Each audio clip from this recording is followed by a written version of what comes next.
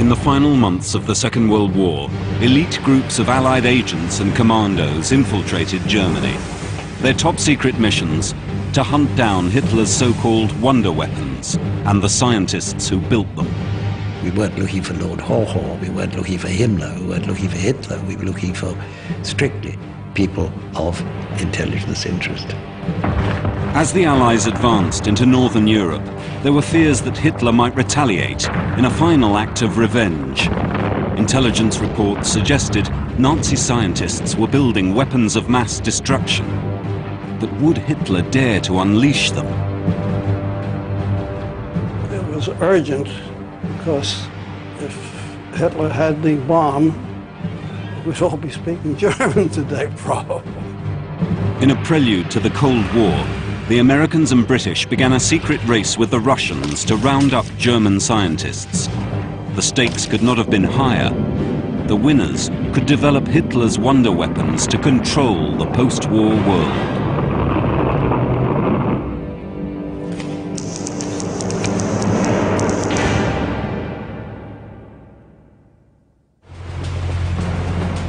June the 6th, 1944, D-Day.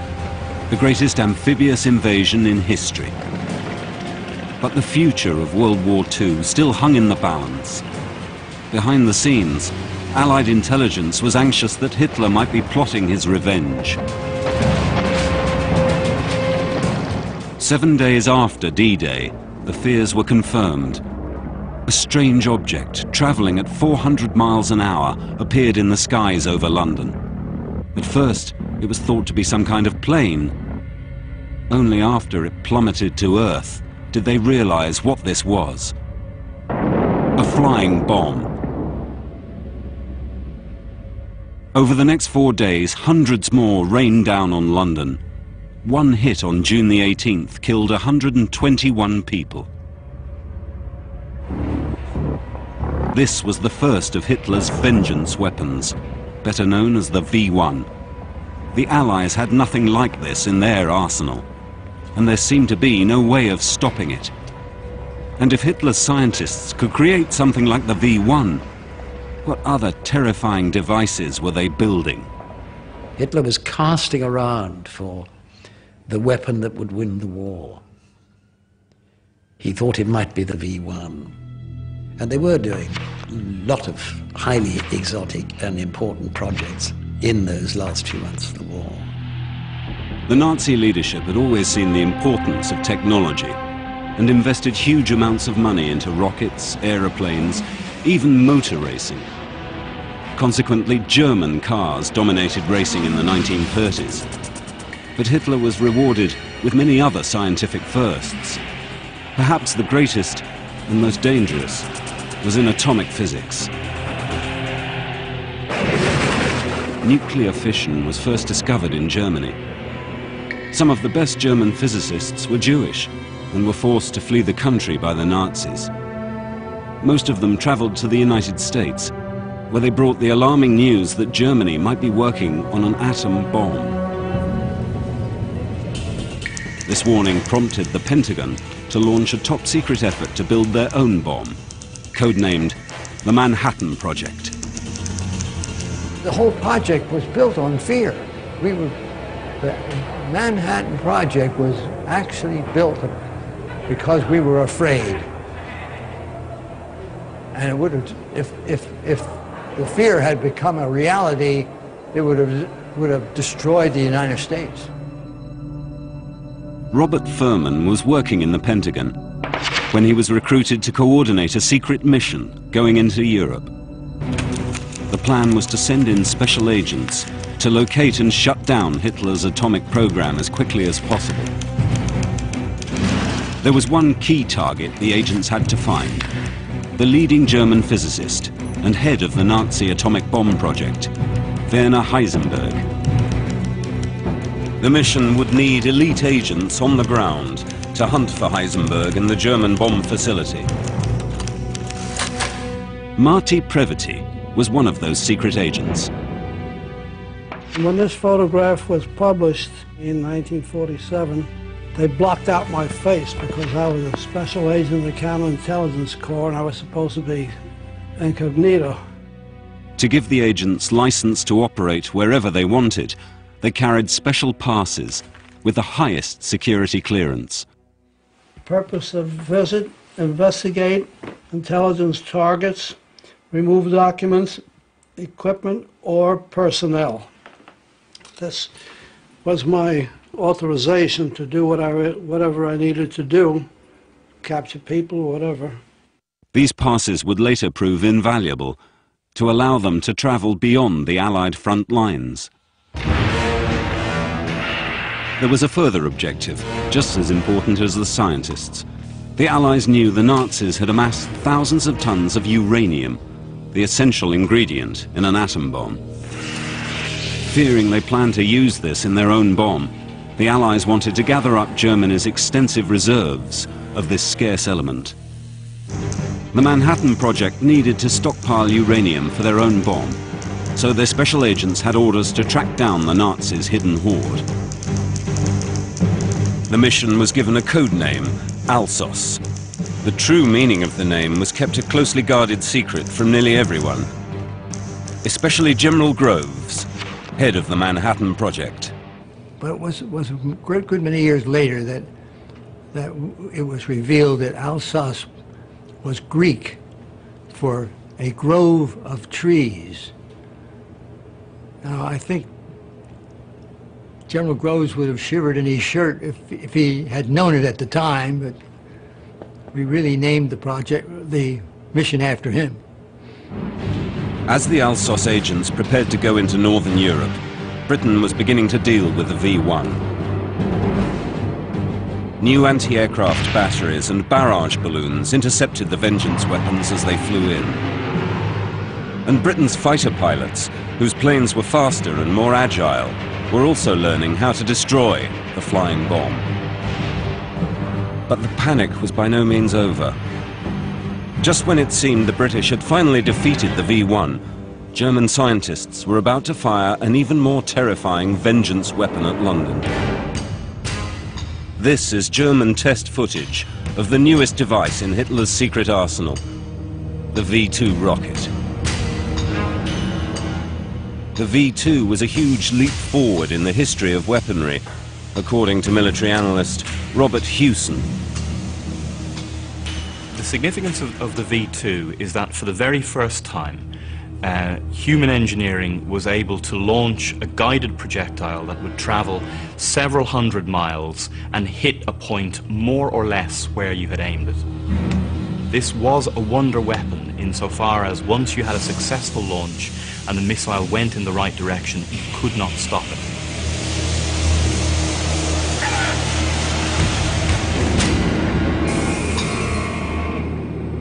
A mixture of alcohol and liquid oxygen propelled the rocket 200 miles in less than 5 minutes. It carried a 1-ton warhead capable of flattening a city block.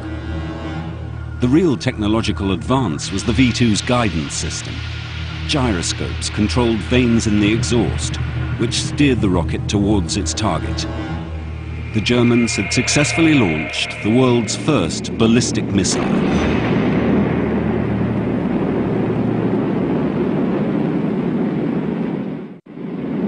Britain, America and Russia had nothing like this in their own armories, and they were all desperate to get their hands on the rocket, and the man who built it, Wernher von Braun. Von Braun was one of a group of quite visionary scientists. People who had a dream of spaceflight. They were almost crazy people, because from the really primitive rocket technology that existed at the time, they were dreaming of voyages to the stars, and that's particularly true of von Braun. Hitler wanted von Braun to test his rockets as weapons. Von Braun was so keen to support Hitler's plans that he not only joined the Nazi Party, but also became an honorary major in the SS. Konrad Dannenberg was one of von Braun's protégés in rocket propulsion. He was in his late 20s when he first met the legendary father of rocketry. I was really impressed by him. He was not only a good technical person, a good engineer, he was also a good manager. And he always stressed that really the work we did was teamwork. and he just happened to be the team leader. Each of the Allies wanted to be first to capture von Braun and his deadly rockets. They all realized this was the future of warfare. Fierce bombing raids over the V-2's main research establishment had forced the German rocket men to move to a secret location. Intelligence on the whereabouts of von Braun or his new rocket factory was scarce. The British had other top Nazi scientists in their sights. A special commando unit, codenamed 30AU, was set up by Ian Fleming, the creator of James Bond. One of his agents was Charles Wheeler, now a veteran BBC correspondent. He was regarded as by the naval officers, and I think the Marines, 30AU, was somebody who had really spent most of the war going to nightclubs and having expensive lunches and so on. So he wasn't really quite one of us. While Ian Fleming continued his lavish London lifestyle, the hardened commandos of 30AU sped into northern France. They were carrying a black book, a list of hundreds of targets compiled by British intelligence. We weren't looking for Lord Haw-Haw, we weren't looking for Himmler, we weren't looking for Hitler, we were looking for strictly people of intelligence interest. The Black Book had names, targets, places, people, and, the most important were the scientists, the German scientists. Their top target was Helmut Walter, the inventor of an amazing new form of aircraft propulsion. This was an aircraft engine for a Messerschmitt, which really was so advanced that neither the British or Americans had anything like it. It had a rate of climb. It could go 6 miles up in 2 minutes. This film archive, seen for the first time on television, shows Walter taking high-ranking Nazis on a tour around his factory. Like von Braun's rockets, Walter's research was extremely attractive to the Third Reich.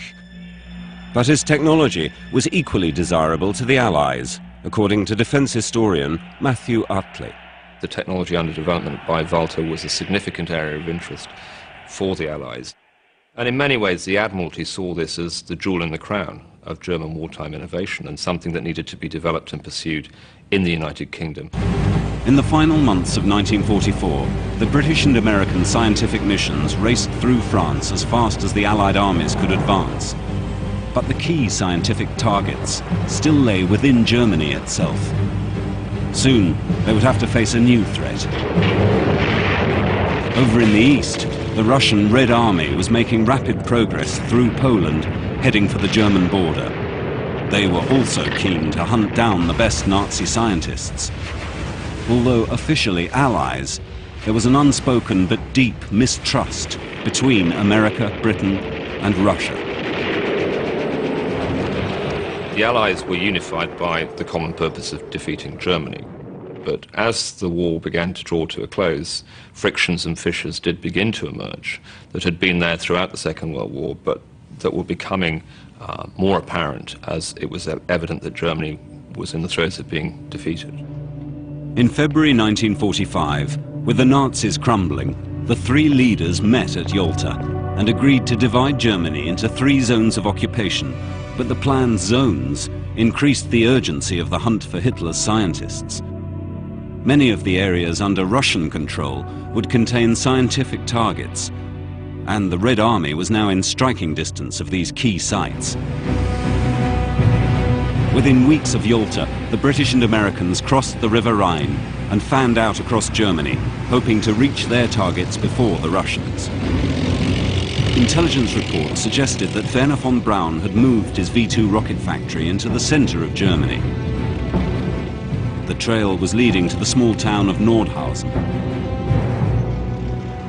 On the morning of the 11th of April 1945, an American team arrived at these hills, where they made a breathtaking discovery. Hidden underground was von Braun's secret factory, where thousands of V-2 rockets were being built. The scale was immense. 2 main tunnels, each over a mile long, were connected by 46 smaller tunnels. Known as the Mittelwerk, It was the world's largest underground factory. The Americans were amazed by what they had stumbled across. Arriving there must have been a bit of a Tutankhamun moment for the American troops. They knew it existed and they had a vague idea of what was going on there, but suddenly they were in an Aladdin's cave because they found the assembly lines which were untouched, undamaged by bombing, and there were dozens of intact weapons. Scientific teams descended on the Mittelwerk, delighted to find this technological treasure trove. Today, these tunnels are all that remain of the huge underground complex.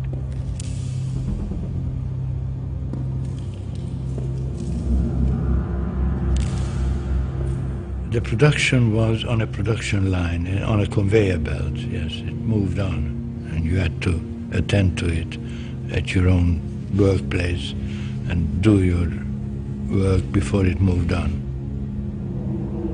It was an assembly line that continued day and night. These rare photographs reveal the scale of von Braun's operation. Over 4,000 V2s had been produced in less than 9 months. But nothing could have prepared the Americans for how the weapons were built. The Nazis used thousands of slave laborers to work in the tunnels. One of them was Andrew Herskovits, just 14 years old when he first came here. In the tunnel, just being there was a terrible punishment because we were cold and hungry and tired all the time. And it was terrible, it was horrible. There were beatings for any minor infringement of discipline. The punishment for sabotage was death by hanging. Of course, almost anything could be classed as sabotage.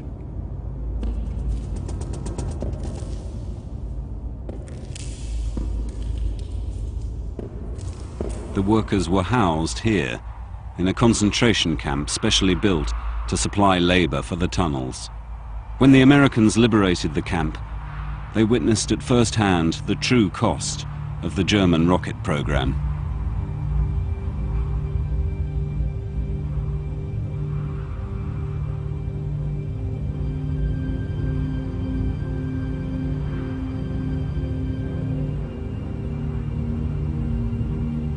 Over 10,000 prisoners had died manufacturing V2s, nearly twice the number killed by the rocket.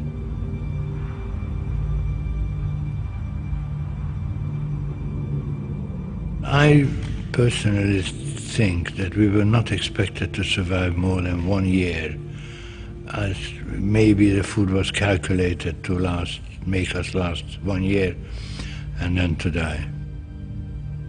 1 slice of bread and a little bit of soup, so-called soup, which didn't have any nourishment in it. And with the bread we got a little pat of margarine and either a tiny bit of so-called sausage or some kind of jam substance. And that was to last for the whole day. So we were permanently in a state of starvation. Like most of the rocket engineers working there, Konrad Dannenberg accepts no responsibility. Of course, in a way, I was amazed when I saw the poor KZ people working in the Mittelwerke. I did not see any atrocity so. I did not see that they were punished, that they were beaten, as many people claim. No, I don't want to deny that it happened, but it certainly did not happen in my presence. Of course, the facilities were very poor. The particularly toilet facilities were today certainly very unacceptable. For us, of course, everything was wrong. But for this rocket engineer, of course, he was well fed, well clothed, well paid, secure. Of course, there was nothing wrong for him. He probably never had it so good before.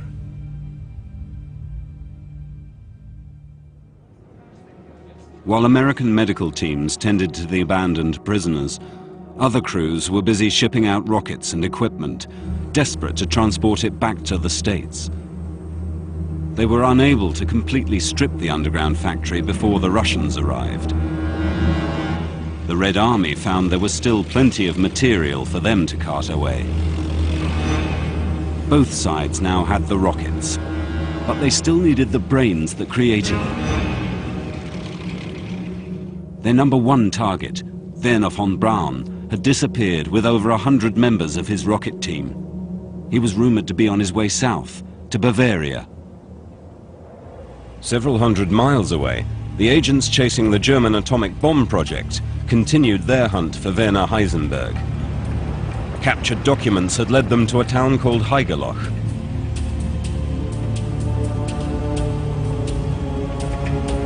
No one knew how far the Nazis had gone with building a bomb, but they had heard of a flurry of secret activity revolving around a cave underneath the town's castle. The agents found the cave easily enough, but the heavy steel door was padlocked. The colonel in charge, Boris Pash, who died in 1995, described how they eventually got inside the curious cave. A paper stuck on the door indicated the manager's identity. "Get the fellow whose name is on that paper," I ordered. They combed the town, searching for the manager. Pash was desperate to get his hands on what lay within the cave and was prepared to do anything. When the manager was brought to me, he tried to convince me that he was only an accountant. When he hesitated at my command to unlock the door, I said, "Shoot the lock off. If he gets in the way, shoot him." The manager gave in and opened up the cave. What Alsos discovered inside was so significant, it has now been turned into a museum. Deep in the rocks underneath the castle, the German physicists had built a nuclear reactor. Uranium cubes were lowered into a tank and bombarded with neutrons in an attempt to achieve a chain reaction, unleashing a tremendous amount of energy. Heisenberg's team were just short of enough uranium. A few more tons, and the reactor might have worked. Colonel Pash still needed to interrogate Heisenberg, but their top target had disappeared and was last seen heading for Bavaria to join his family. When the agents started to dismantle the reactor, they were shocked to discover the vital uranium was missing. Marty Previt's men quickly rounded up most of the other German scientists to try to make them talk. We captured physicists and interrogated them, and they confessed that they had a stockpile of uranium and they buried it, try to hope that they could hide it and keep it away from us. After 3 days of questioning, the German physicists finally talked. They directed the interrogators to a field just outside the town. Wary of booby traps, Marty enlisted the help of a local German.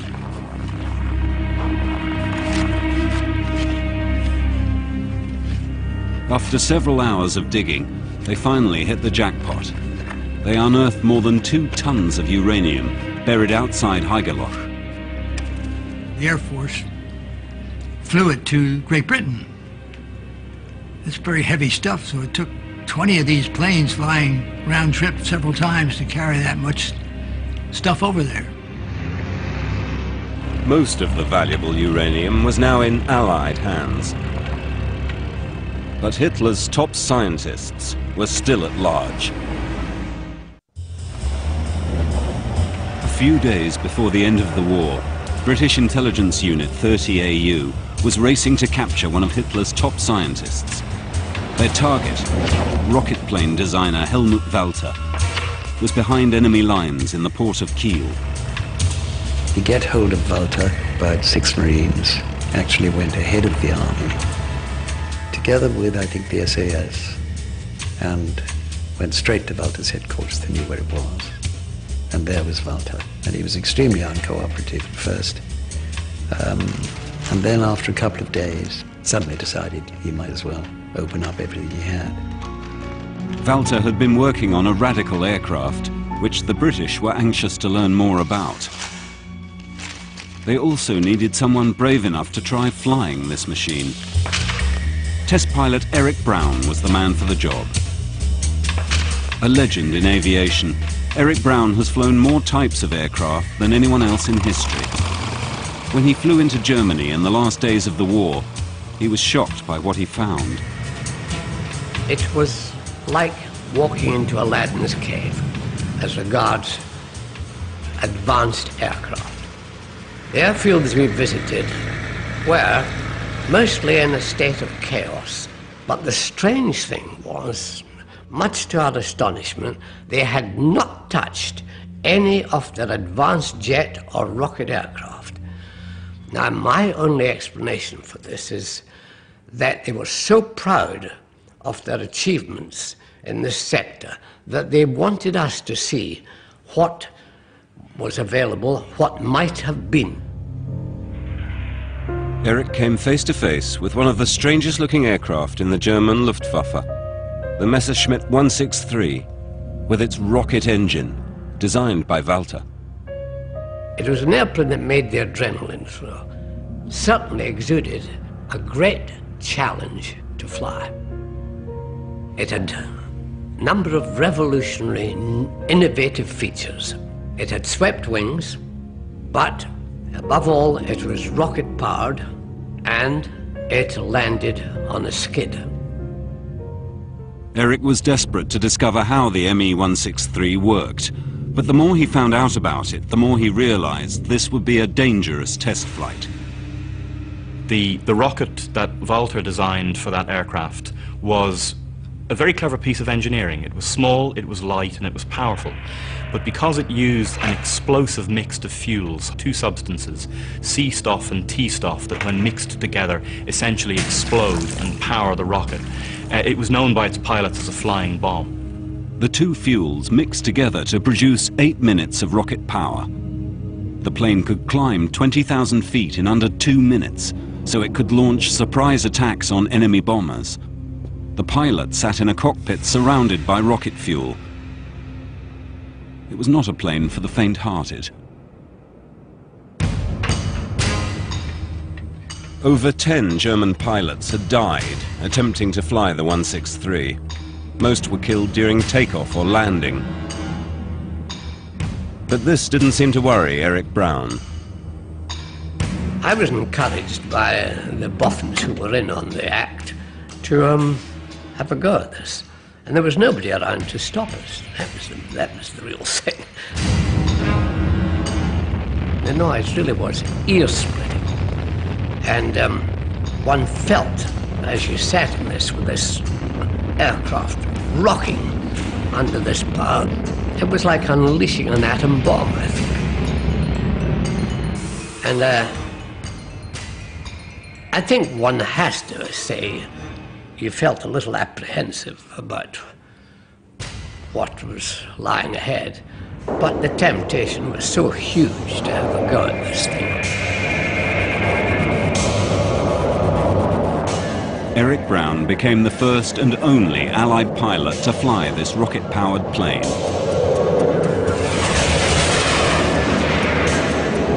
It was rather like being in charge of a runaway train. I felt, I'd never had this feeling with any other airplane, that it was a jump ahead of me all the time.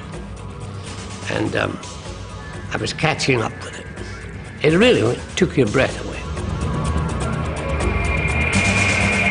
Having assessed the plane and captured the man who designed it, the British were now ready to exploit this new rocket technology.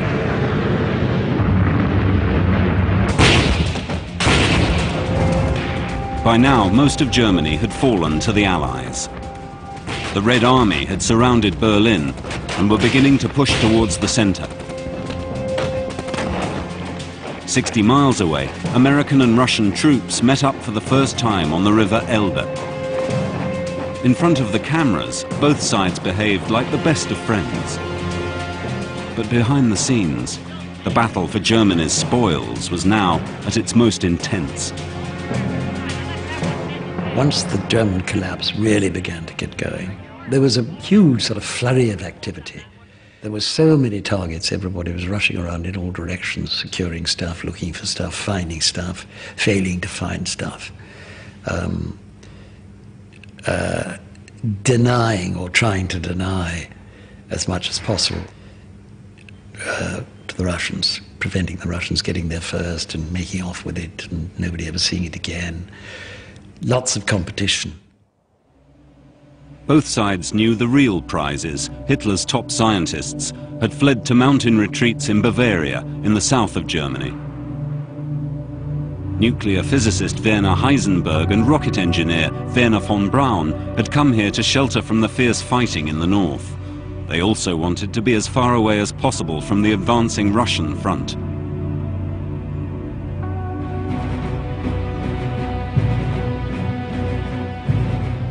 Racing through Bavaria, the Americans hoped to be the first to capture von Braun and his team of rocket specialists.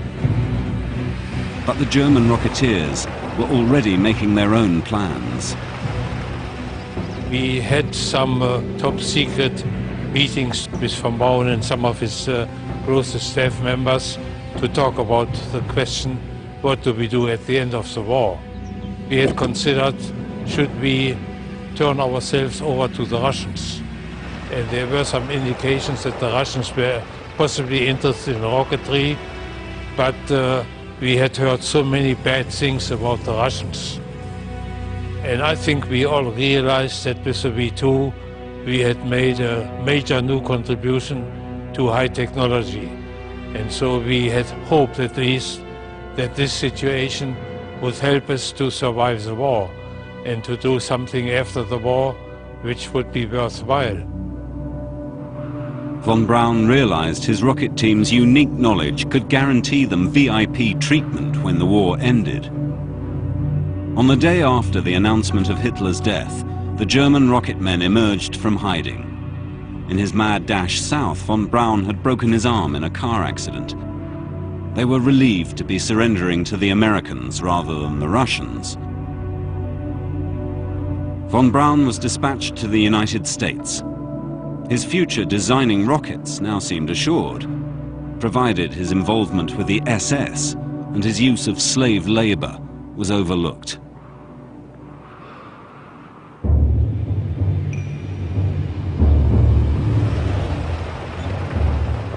"50 miles to the east, the agents chasing atom scientist Werner Heisenberg were also closing in. They were far in advance of American frontline troops, and the SS were known to be active in the area.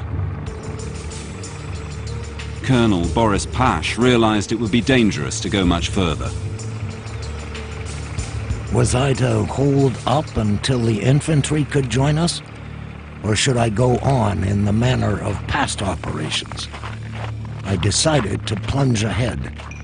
I felt then, as I do now, that the urgency drummed into us by Washington justified the advance. In fact, made it imperative.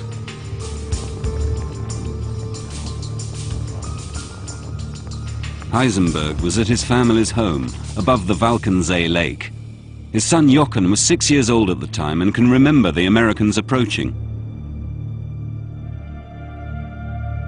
It was clear that the American troops were advancing here, and my father moved quite often up the hill to look where he could see fighting going on. And he informed then also the people that most likely the Americans would be coming. Avoiding the SS, Colonel Pasch and his men advanced on Heisenberg's house. On May the 3rd, they finally captured their #1 target.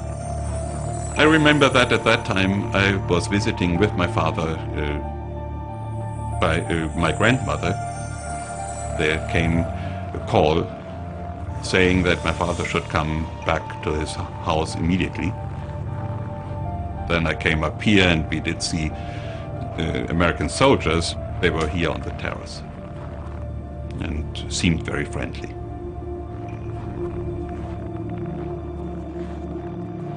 Heisenberg was sent back to England for interrogation. But it would be several months before Hitler's top physicist revealed how much he knew about building an atom bomb.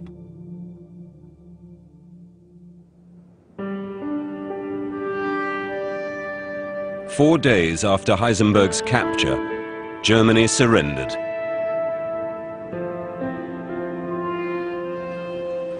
In Berlin, life was beginning to settle down after 5 years of war. As Britain, America and Russia took over their zones of occupation, the relationship between the Allies reached a new low point.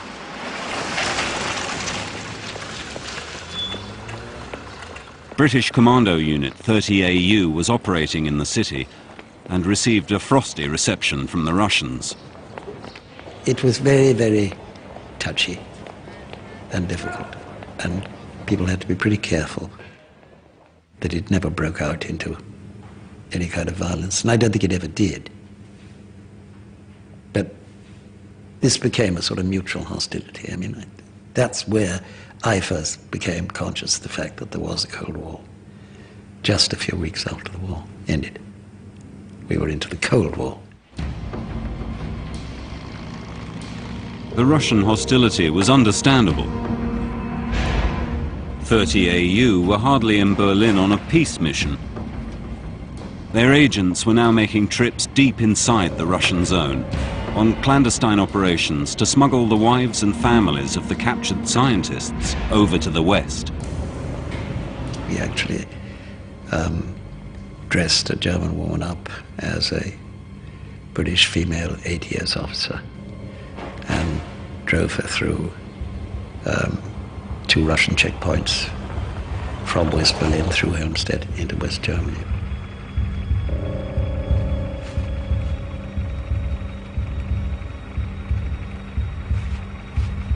She was a good actress and she spoke a little bit of English, but fortunately nobody spoke to her, so she was all right, and the Russians probably wouldn't have known anyway.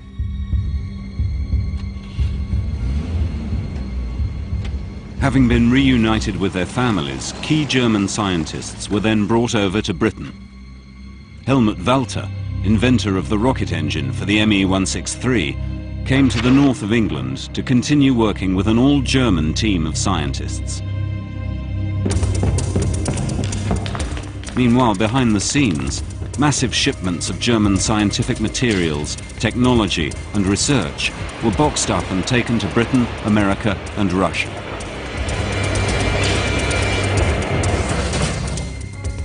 As for uranium seized by the Alsos mission in places like Haigerloch, over 1,000 tons was shipped back to America's Manhattan Project, who were building a huge stockpile for their own atomic bomb research.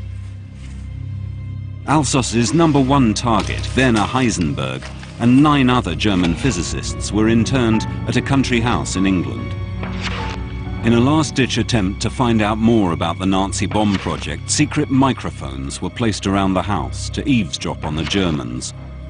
The scientists gave little away until a radio broadcast on the 6th of August 1945 shocked them into talking. Here is the news. Early this morning, the most destructive power invented by man was unleashed on Japan. The atomic bomb. Immediately, the physicists tried to work out how the Americans had done it. The hidden microphones recorded Heisenberg's deliberations. He seemed to completely misunderstand bomb physics. His wartime design for an atom bomb called for thousands of kilograms of uranium, while the Hiroshima bomb used just 56. To the British and Americans listening in, this finally explained why the German bomb project never succeeded. Shortly afterwards, Heisenberg was released and returned to Germany. He was no longer considered a threat.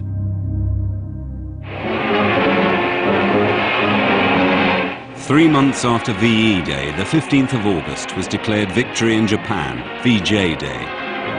Far into the night, the happy crowd screamed their relief at the end of the greatest war in history. New York never celebrated like this before, but never did they have a better reason. The war may have been over, but the race to exploit German technology was still on. A few weeks after VJ Day, Eric Brown flew home in a German plane.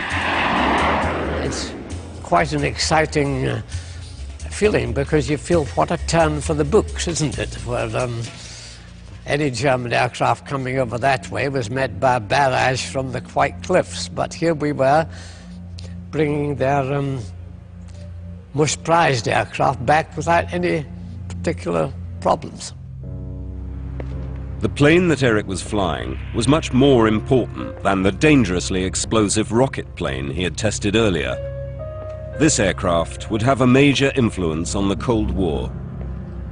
The Messerschmitt 262 was the world's first operational jet fighter. It's in many ways quite sinister looking with this shark aspect, and it really looked as if it could cause a lot of trouble. Very lethal looking airplane, big engines, and the underside of the shark is absolutely flat. The whole thing is all aimed at minimum drag, maximum speed. German air crews had boasted that the Me-262 was over 100 miles an hour faster than anything the Allies had. We checked this at Farnborough and found their figures were quite accurate. The top speed of this aircraft was 568 miles an hour. At this time, our top fighter had a top speed of 446 miles an hour. So here you're going from 446 to 568. It's a huge, a quantum leap, really. The 262 could have changed the course of the war, but it came too late for the Nazis. It was certainly going to have an impact on future conflicts. Over in America, engineers were also learning from the German aircraft to help them build their own jet fighter. There's a famous story about the head of aerodynamic design for North American aircraft who put himself through night school to learn German so that he could really understand what he was reading. And then his design team got access to a 262. And from the practical aircraft and the designs that they were looking at, they completely junked their own design for the XP-86 and redrew it as a swept-wing aircraft with the classic 35-degree swept wing that became the Sabre, one of the greatest jet fighters of that age. With the Sabre, the Americans thought that they had built the most advanced aircraft in the world. What they didn't know was that the Russians had found exactly the same set of German data and used it to build their own swept-wing jet plane, the MiG-15. In December 1950, the two planes met for the first time in the Korean War. When the first Russian MiG-15s appeared over Korea, it was a tremendous shock, and American pilots thought they were being attacked by American aircraft. The confusion in those early days was immense. American pilots couldn't believe what they were seeing. The MiGs were practically indistinguishable from the Sabres. It seems quite clear that both the Russians and Americans were reading from the same script. A similar thing was happening with rocket technology. Since being brought to America, Wernher von Braun and his V2 team had been hard at work building rockets for the USA. Over 100 German rocket men were given contracts to teach American engineers everything they knew. The US government had strict rules about employing former Nazis, so inconvenient facts like von Braun's SS membership were swept under the rug. Thousands of documents about the German rocket men were removed, many of which are still suppressed from the public today. With von Braun on their side, America was confident it was ahead of the world. Then, on October the 4th, 1957, that confidence was shattered. A Soviet R-7 missile launched into space with the world's first satellite, Sputnik. Sputnik's bleeping message as it circled the Earth was not lost on the USA. If the Russians could fire an object into orbit, they could also fire a nuclear warhead at the United States. The USA turned to von Braun. By the mid-60s, both America and Russia had thousands of missiles pointing at each other, all descended from von Braun's original V2 design. 5, 4, 3. Von Braun's crowning achievement was leading NASA's Apollo mission to put man on the moon. The American and Russian space programs were both built on German science. In the rush to capitalize on Nazi know-how, both sides chose to forget the scientists' past. When I heard that they were feted and treated as national heroes in the United States, I was outraged and disgusted. I thought it was not only showing disrespect to us, but to their own dead. Thousands and thousands of American soldiers died liberating Europe to defeat Hitler. And these people were the mainstays of Hitler's reign of terror. And there they were being feted like heroes. Disgusting. One of the Cold War's greatest successes will forever be darkened by the shadow of von Braun's past. The underground hell where Hitler's wonder weapons were built.